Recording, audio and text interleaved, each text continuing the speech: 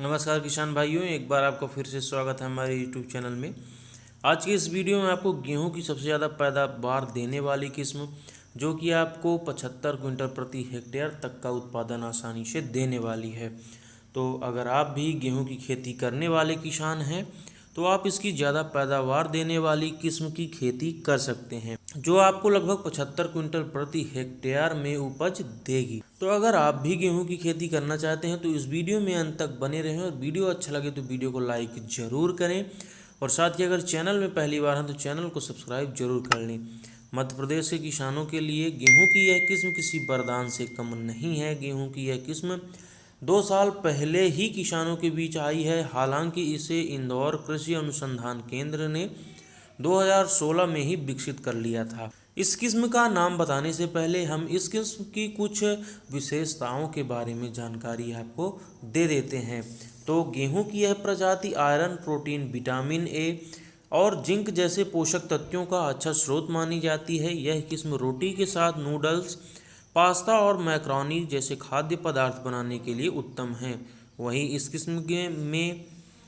इस किस्म में गेरुआ रोग, करनाल बंट रोग और खिरने की समस्या नहीं आती है। इसकी पत्ती चौड़ी, मध्यम वर्गीय, चिकनी एवं सीधी होती हैं।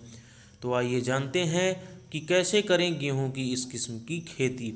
इससे पहले इस वीडियो में हम इस किस्म के बारे में सभी जानकारी यानी कि संपूर्ण जानकारी आपको प्रदान करने वाले हैं, जैसे कि खेत की तैयारी कैसे करें, बुवाई का समय क्या है, बीज की मात्रा कितनी लेनी है, बीजोपचार कैसे करना है, बनाने की विधि क्या है, खाद एवं उर्वरक का कितना प्रयोग करना है, सिंचाई कितनी करना है, अन्य सभी जानकारियां हम इस वीडियो में आपको देने वाले हैं। तो जिस किस्म की हम इस वीडियो में बात करने वाले हैं तो उस किस्म का नाम है किसान भाइयों पूसा तेजस HI 8759। जी हाँ किसान भाइयों, Pusa Tejas HI 8759।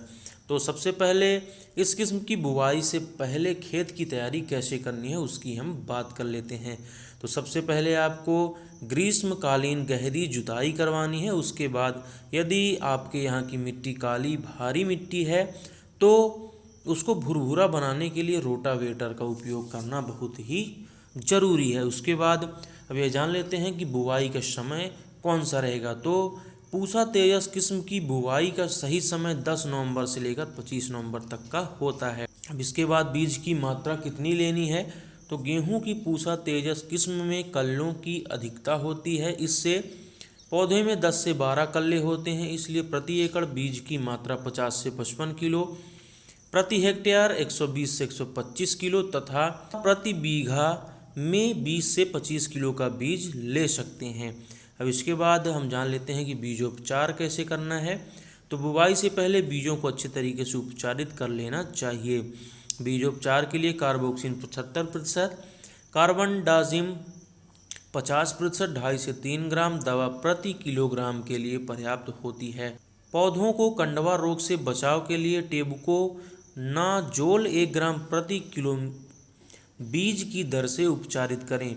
PSB culture 5 ग्राम प्रति किलो बीज की दर से उपचारित करें। इससे फास्फोरस की उपलब्धता में इजाफा होगा।